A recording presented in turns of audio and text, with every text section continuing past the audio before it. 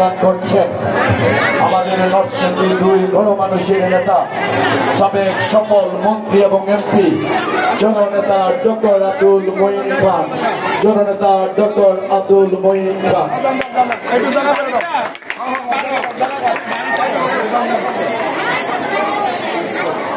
বিসমিল্লাহির রহমানির রহিম।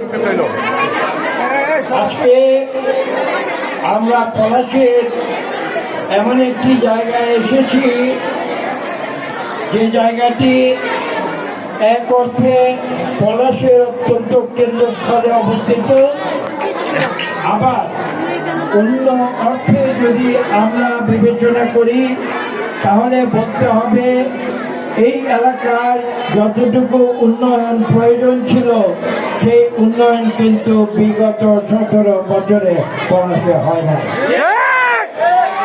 কেন হয় নাই? কারণ স্বৈরাচারী সরকার এই দেশ শাসন করেছিল দেশের উন্নয়নের জন্য নয়, তাদের নিজেদের উন্নয়নের জন্য।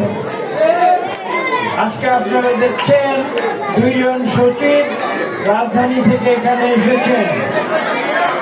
আপনারা হয়তো কল্পনা করতে পারবেন না এই 2 জন অত্যন্ত উচ্চ শিক্ষিত সচিব, তাদেরকে কিন্তু বিগত সরকার চাকরি থেকে দূরে সরিয়ে রেখেছিল।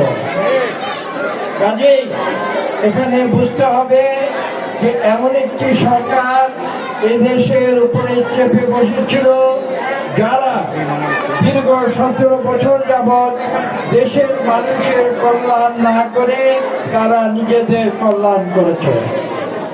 এবং এ প্রসঙ্গে যে কথাটি বলা প্রয়োজন, বাংলাদেশ সৃষ্টি হয়েছিল গণতন্ত্রের জন্য, বাংলাদেশ সৃষ্টি হয়েছিল এই দেশের দরিদ্র মানুষের অর্থনৈতিক উন্নয়নের জন্য। কিন্তু দুঃখের সঙ্গে বলতে হয় যে রাজনৈতিক দলটি নিজেদের স্বাধীনতার পক্ষে শক্তি বলে দাবি করেছিল, সেই রাজনৈতিক দলটি কোনোদিন এই দেশের মানুষের স্বাধীনতার পক্ষে কাজ করেনি। তারা কি করেছিল? তারা এই দেশকে লুটপাট করে, এই দেশের সম্পদকে বিদেশে পাচার করে, এদেশের মানুষের গণতন্ত্রকে হরণ করে, এদেশের মানুষের কথা বলার অধিকারকে হরণ করে, এদেশের মানুষের ভোটের অধিকারকে হরণ করে তারা এই দেশে একটি ইংরেজি শব্দ ব্যবহার করে বলছি, তারা এই দেশে একটি অলিগার্কি তারা প্রতিষ্ঠা করেছিল। অলিগার্কি মানে কি? তারা ছিল একটি রাজনৈতিক দলের একটি গোষ্ঠী, যাদেরকে বলে একটি গোষ্ঠী। তারা কেবল নিজেদের উন্নয়ন করেছে, বাংলাদেশের 18 কোটি মানুষের উন্নয়ন করে না।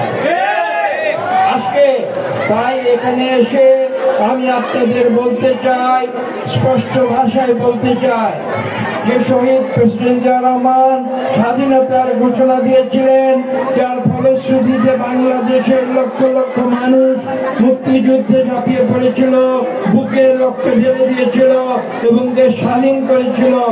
শহীদ প্রেসিডেন্ট জিয়া রহমান জেড ফোর্সের অধিনায়ক হিসাবে সম্মুখ সমরে যুদ্ধ করেছিলেন, সেই যুদ্ধে জয়লাভ করেছিলেন এবং জয়লাভ করে তিনি বিজয়ের বেশি দেশে ফিরে এসেছিলেন। দেশের মানুষ ভালোবেসে তাকে বীর উত্তম সর্বোচ্চ উপাধি দিয়েছিল মুক্তিযুদ্ধ। পরবর্তীতে আপনারা জানেন 1975 সালের 7ই নভেম্বর সিপাহী জনতার বিপ্লবের পরে বাংলাদেশের মানুষ কিন্তু আবার শহীদ প্রেসিডেন্ট জিয়া রহমানকে ডেকে এনে তাকে এই দেশ পরিচালনার দায়িত্ব দিয়েছিল। কেন দিয়েছিল? কারণ তখন আওয়ামী লীগ গণতন্ত্রের কবর রচনা করে দেশে একদলীয় পাঠশালা কায়েম করেছিল এবং সেই পাঠশালা